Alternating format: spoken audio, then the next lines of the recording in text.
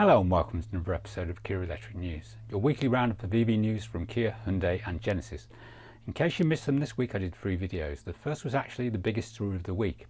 This originated from a Technically Jeff video and a post on Reddit. The Reddit user had basically discovered that all the Meridian subwoofers on EV6 GT lines and GT line S's were wired up backwards, which caused the subwoofer to be out of phase with the other speakers in the car and causing the bass output to sound very weak. It was thought that this problem had now been fixed in the 2025 facelift models, but I've seen a mixture of comments saying it's fixed and some say it's not. There is also an open thread on Kia EV forums about this. I'll put a link in the description. There are also many success stories in my video comments, but one that was almost a disaster. Please remember to turn your car and audio system off before attempting this fix, otherwise sparks can fly and you can end up damaging the amplifier. The story also went a little bit viral in the EV press.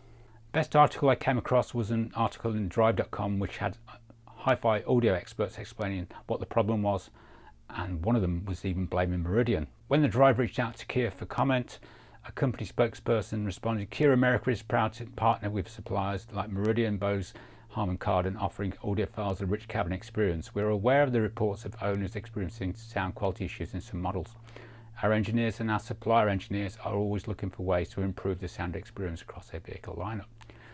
But this has been going on since 2021. How could you not see it? People have moaned about it for years. Anyway, let's hope this leads to some worldwide official recall or service action to fix this. Owners should not really be having to do this. The second video of the week was about the release of an update to the Kia app on iOS in the EU and UK, and also a My Hyundai app and also the My Genesis app. One viewer reported that his EV9 suddenly had gained a remote front control on the Kia EV9. So is anybody else seeing this?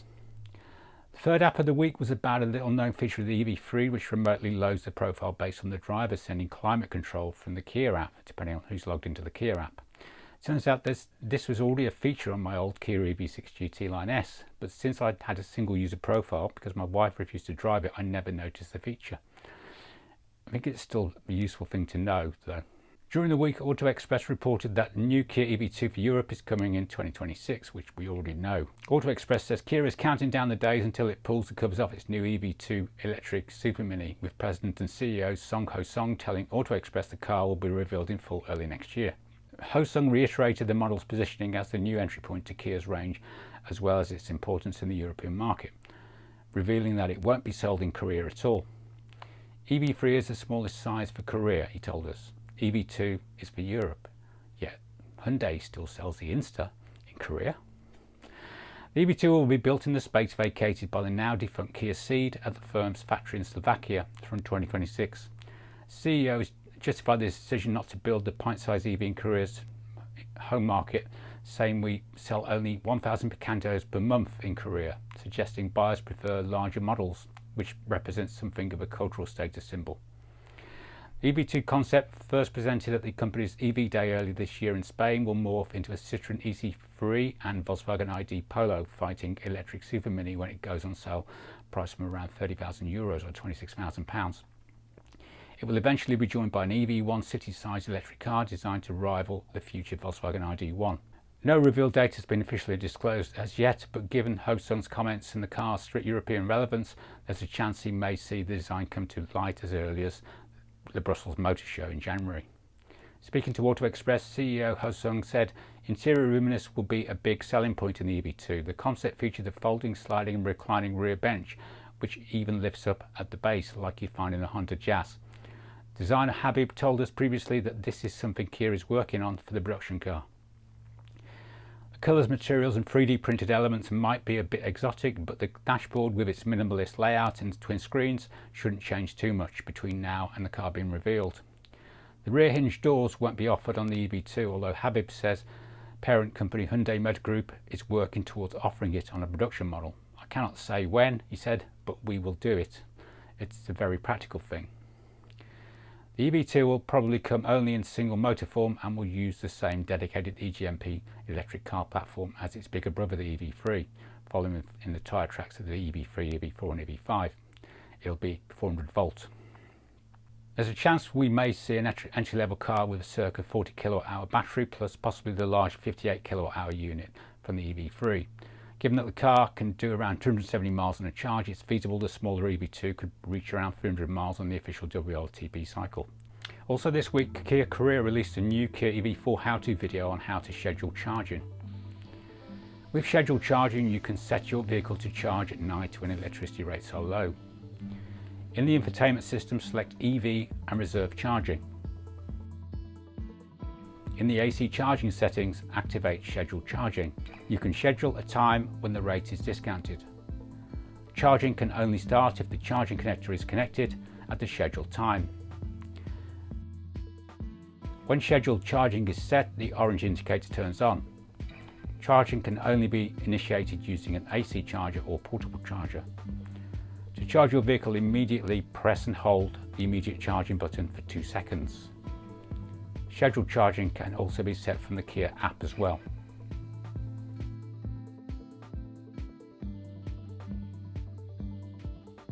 Kia also released a very useful video on the Kia EV5 Convenience features. I've created a translated transcript version of this video. The vehicle offers a range of interior convenience functions. Press the steering wheel heater button to warm the wheel. Use the seat warmer buttons and air ventilation buttons to adjust rear temperature.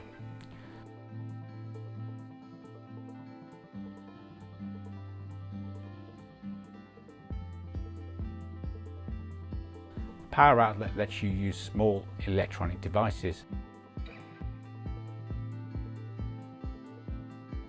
And the USB chargers allow you to charge your devices. Press the change button to switch between media mode and charging mode. Use the wireless charging pad to easily charge your smartphone. Hang lighter items like a small bag or shopping tote on the hidden hook. With the USB charger you can charge small electronic devices, I think we've already said that. Use the rear center console sliding tray located behind the center console for more organisation. Slide the tray cover to use it as storage compartment.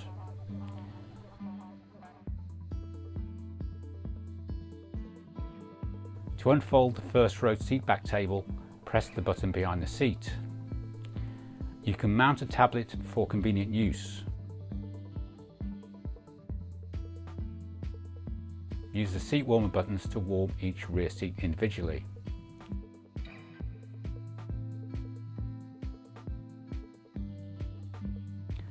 Store drinks in the holder and slide the sliding cover inward to access extra space. Enjoy a personal space that's functional as it's convenient. I'm hoping all of these little storage gadgets come to the EU version that we get. I'll find out when I test drive it, I guess. On the US EV6 Facebook group this week, I came across a few posts about the new over-the-air update version of US Maps, which is currently only available via over-the-air updates. This is version 250818. Release notes say very little apart from updated maps and a few things added to ccNC head units. A download version is expected to be available around October the 15th. I also spotted some US Hyundai Ioniq 5s. We're also getting the OTA update. I think it's the same version. This week was the European launch of the Kia PV5 van. There was a splurge of review videos from Everything Electric, Electrifying, Niro EV Reviews, which did both the cargo and passenger, and also Gavin at Ecotricity NZ. Kia EU and UK also put out a new press release, which is mostly what I've covered before, but there are a few fresh snippets I've not seen before, so I've edited most of it down. Kia PV5 redefines mobility for LCVs with customer-centric modular design, flexible usability and smart connectivity. Built on the eGMPS platform for service, the PV5 features a flexible body architecture with modular building block assembly concept. Skateboard-style electric platform also allows configuration across a wide range of body types and use cases including cargo, passenger, chassis cab, wheelchair accessible vehicle, light camper and crew van conversions. The launch of the PV5 represents a milestone in the development of Kia's PVV business. The recently established global division underscores the company's determination to think beyond passenger cars and establish itself as a sustainable mobility solutions provider for both consumers and businesses. The driving dynamics of the PV5 have been developed to meet the demanding realities of everyday business use. Tuned for efficiency and long-term reliability, the chassis provides secure, predictable handling, confident braking performance, and comfort over long distances. One of the real strengths of the PV5 is that its ride remains smooth and composed even when fully laden. When the cargo variant is driven empty, the suspension still feels firm and precise, whilst under load it achieves a balance that gives drivers confidence. The passenger variant provides the same secure and comfortable dynamics over long distances. Thanks to its wide stance and low mounted battery, the model maintains excellent balance with and without cargo. Although its tall body makes it naturally more sensitive in crosswinds, the chassis tuning ensures composure and safety at motorway speeds. The PV5's powertrain consists of a front-mounted electric motor which delivers up to 120 kilowatts of power and 250 newton meters of torque through the front wheels. Customers have a choice of battery options tailored to their operational needs. Both the cargo and passenger variants of the PV5 are available with either 51.5 kilowatt hours or 71.2 kilowatt-hour batteries depending on specific configuration. The vehicle delivers an all-electric range of up to 258 miles, ensuring suitability for both short distance and urban delivery and longer regional operations. Additionally, optimized battery placement and the energy management system keep real-world usability robust. For each additional 100 kilograms of payload, there is only around 1.5% reduction in range. Charging performance has been optimized for business use. The PV5 supports DC fast charging up to 150 kilowatts, which is 10 to 80% in 30 minutes, to minimize downtime on the road. In future, customers will also be able to take advantage of AC charging at 22 kilowatts for flexible everyday use. I guess that's an ICCU upgrade though. The front-mounted charging port adds an extra layer of practicality, allowing the model to be recharged without obstructing access to the cargo area. Furthermore, Kia is developing depot charging solutions for business fleets. They enable lower per kilowatt hour costs through overnight charging, reduce reliance on public infrastructure, and can integrate with smart energy systems to maximize energy cost reductions and advance sustainability targets. PV5 comes equipped with a comprehensive suite of ADAS. Structurally, the model is built on dual annular exoskeleton design reinforced with high-strength steel reinforcements. A multi-frame front structure supported by a robust subframe can absorb crash energy and disperse forces away from the passenger compartment. Additionally, the battery system is safeguarded by 180 mm of ground clearance and multiple protective layers to withstand impacts from all directions. Advanced connectivity transforms the PV5 into a digital fleet solution. Each unit is designed to work within a business ecosystem to ensure that data, efficiency and usability work together. Kia Plios Fleet, the brand's new intelligent fleet hub, provides real-time visibility into every aspect of operation, including energy status, tyre pressure, predictive maintenance alerts and driver behaviour. For fleet managers, this means fewer unplanned interruptions and more uptime, whilst for drivers it translates into safer and more efficient journeys. At the same time, Kia's new Fleet Management System, or FMS, complements the system. This platform allows businesses to manage both Kia exclusive and multi-brand fleets with flexible options for small companies and large corporations alike. Kia has also considered the needs of customers who require direct data integration with their current systems. A push data API enables APIs of application programming interface enables secure and real-time access to vehicle data within existing infrastructures, eliminating the need for retrofitting. PV5 runs on Android Automotive with a PVV exclusive infotainment system and a 12.9-inch widescreen display in 16:9 format. The interface supports multitasking, allowing navigation and applications to run side by side, whilst essential controls like climate functions always remain accessible. For added convenience, Kia's AI Voices, a generative AI model, allows drivers hands-free control of certain vehicle functions. Operators can install industry-specific or third-party apps from the Plios app market, which will be regularly updated without needing additional switches. Dedicated upfit switches are available for controlling PVV-specific equipment such as refrigeration units or lighting. To create a better ownership experience, the Kia has ensured that the PV5 offers customers peace of mind. The PV5 comes with best-in-class 7-year, 100,000-mile warranty. Battery pack and electric motors is covered by a separate 8-year, 100,000-mile warranty. in full compliance with UK and upcoming European regulations. Predictive maintenance systems and modular repair solutions work together to decrease equipment downtime and lower the total cost of ownership. On top of that, PV5's body structure is purpose-built for functionality. Features like three-piece bumpers and modular rear side garnishes are designed to be replaced independently to streamline repairs, reducing costs and shortening turnaround times. PV5 introduces Kia's flexible body system, a modular design that enables diverse vehicle configurations and supports the rapid development of up to 16 variants from a limited number of assemblies. Front cabin modules are standardized, whilst rear end, roof and quarter glass components can be flexibly combined during production to create dedicated cargo, passenger or high roof models. PV5 passenger variant features the lowest floor in its class, enhancing accessibility for children and passengers. Side step height at the sliding doors is just 399mm, and with second row seats folded, the 5-litre model offers up to 3,615 litres of luggage volume. PV5 cargo variant, meanwhile, is engineered for commercial efficiency. A low floor design combined with a rear step height of just 490mm simplifies loading and unloading. Cargo volume ranges from 4 meters cubed in the L1H1 model up to 5.2 meters cubed in the L2H2 model, large enough to accommodate 2 Euro pallets. This generous capacity makes the PV5 highly competitive for traditional car-derived vans, whilst maximising usability for business customers. Kia has also developed a wheelchair accessible vehicle, or WAV variant. Mass production of the PV5 passenger and cargo long models is already underway at Kia's Evo plant in Korea, with additional variants scheduled to roll out sequentially. The rest of the development timeline is as follows: launch PV7 in 2027, launch PV9 in 2029, sell 250,000 PVVs globally by 2030. Also from Kia this week, Kia Europe is conducting its first public trial of battery passport at cellular level as a preliminary research.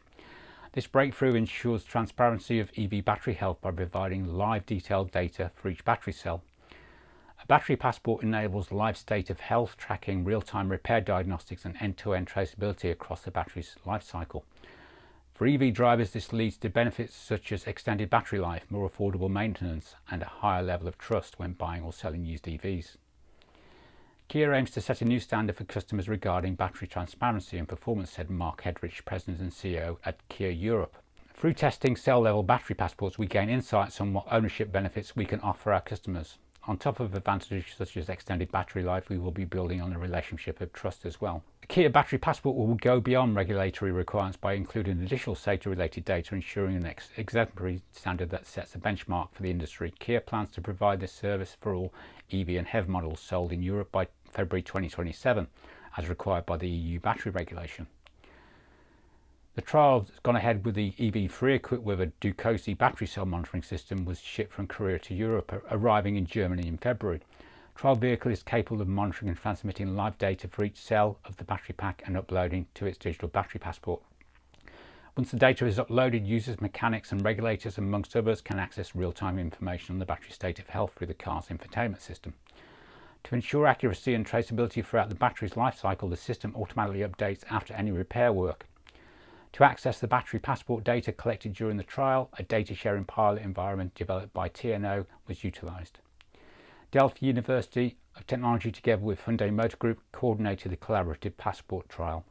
The system could also be configured for other applications such as different car model interoperability with a different brand, or even application in a different sector. A common multi-partner European research trial for battery passport maturity behind the battery passport trials is an EU-wide collaborative research initiative aiming to pilot and learn about the challenges and opportunities of implementing the EU battery passport in a real-life multi-stakeholder context. KCB this week showed the Hyundai Ioniq 3 first rendering. It said the upcoming Hyundai Ioniq 3 has been visualized for the first time through an exclusive set of renderings created by MY Mammoth. These images offer a realistic preview of how the striking Hyundai Concept 3 unveiled at IAA Mobility 2025 in Munich may evolve into a production-ready electric compact SUV. This week, What Car YouTube put out a video about its reliability survey. In this video, they tell you the 10 cars you do well to steer clear of if you want a stress-free life. They also run you through the 5 brands with the worst overall reliability score. The strange thing about this survey is that the Ioniq 5 was put 9th in the most reliable cars. They said in many ways it's a fantastic electric car thanks to its long-range super-fast charging and roomy interior, However, 42% of owners we heard from said their car let them down. For context, only 30% of owners of the closely related Kia EV6 reported any problems at all. Both models suffered issues with their 12-volt batteries, but a greater percentage of Ioniq 5s were rendered undrivable. Problems put 56% of faulty cars off the road. On top of that, Hyundai covered the cost of only 90% of repairs, whilst Kia coughed up for all of the work needed on its EV. I personally think this is a bit strange. I would have thought that the EV6 would be equal in this survey if it was a true picture of the situation, as they both contain parts from the same manufacturer and also built on the same platform and sometimes the same production line. I can't find any detail on exactly how many Ioniq 5 owners responded. Many of these surveys are skewed by confirmation bias, and sometimes only owners with problems respond to surveys, whilst the majority have no problems and never respond. So I'm taking this survey with a large pinch of salt.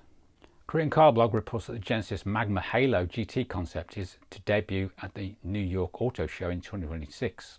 KCB says Genesis is ready to shake up the high-performance luxury segment with the Magma Halo GT concept, its first ever dedicated sports car, set to be revealed at the New York Auto Show in April 2026, according to our colleagues at Motors Jason. Positioned as a Halo car under the new Magma high-performance division, the Magma Halo GT was first unveiled during 2025 CEO Investor Day and aims to rival icons like the Mercedes-AMG GT, combining emotional design, cutting-edge technology and blistering performance for both the road and the track.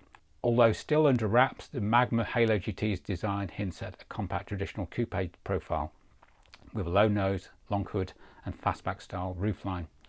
Its sleek proportions echo the elegance of European Grand Tourers, particularly the new AMG GT, whilst incorporating voluminous surfaces reminiscent of the Genesis GV90 concept. Expect a muscular yet elegant stance that communicates both luxury and performance intent. The Magma Halo GT will ride on the new 3-in-1 flexible architecture capable of supporting EV hybrid and e-revs powertrains. EV variant is rumoured to deliver up to 1000 horsepower, putting it squarely against the likes of the Porsche Taycan Turbo GT and AMG GT EV. The concept unveil is likely to be April 2026 at the New York Auto Show, production launch targeted for 2027. Price is rumoured to be around $73,000. This week in the US, a new Kia EV6 over-the-air update has appeared on the OTA portal.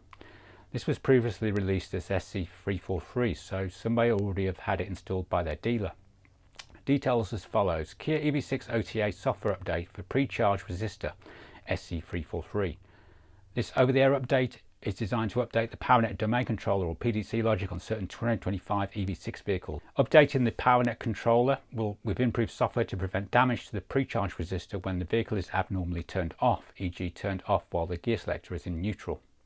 The vehicles affected are the 2025 EV6 produced between the 10th of the 12th 24 through to the 24th of June 25. The update takes about 9 minutes approximately. There is also a fresh US TSB for the Niro EV and pre-facelift EV with front motors. Description as follows: this bulletin provides information regarding grinding or whining noise coming from the front motor reduction gear assembly after replacing the oil under the previous SC345 published in August 2025 on certain 2023 to 2024 model year Niro EVs produced from December 12, 22 through to February 7, 24, and EV6s produced from December the 14th, 22 through to February the 22nd, 24. In rare cases, the front motor reduction gear assembly may exhibit noise after having the oil replaced. Since these cars were Korean made, I would expect the recall to be worldwide, and the recall reference will be 250060R7. So basically you're going to get a new reduction gearbox out of it. And finally, Hyundai N Worldwide this week released a video explaining on how the Ioniq 5N torque distribution works. Learn about Ioniq 5N's innovative N torque distribution technology, which provides flexible all-wheel drive control for a perfectly balanced and thrilling driving experience. N torque distribution allows drivers to customize the front-rear torque distribution in 11 stages, ranging from front-wheel drive to rear-wheel drive. The vehicle control unit distributes power to the front and rear motors. In front max mode, trail braking enables a tighter tuck-in, allowing earlier acceleration after the apex compared to rear-wheel configurations. All-wheel drive enables stable cornering and quick acceleration beyond the apex. Rear max induces controlled oversteer, allowing the vehicle to approach the apex and accelerate smoothly out of the corner. End torque distribution distributes power primarily to the selected motors during moderate pedal inputs. However, in high torque demand scenarios, both front and rear motors for peak output. The Ioniq 5N is designed to deliver the stability of front, rear and all-wheel drive in a single vehicle. With detailed adjustments available, fine-tune your own settings for your favourite road. That's all for this week. As usual, links to all source stories and videos can be found in the show notes in the video description. Thanks for all the comments and likes, and welcome new subscribers. Welcome to new channel members, Alejandro Garcia, Phil Mann and Matthias van Olan. Massive thanks to my channel members for your invaluable financial support. If you support this channel and become a channel member for just £1.49 a month, you get advert-free early access to my videos and also video exclusives. You can also support this channel in the UK by using my Octopus and Electroverse referral codes, which are in the video description. We can share £100 if you use my Octopus code, or £10 if you use my Electroverse code. You can also support this channel for free by just clicking subscribe if you haven't already. Thanks for watching.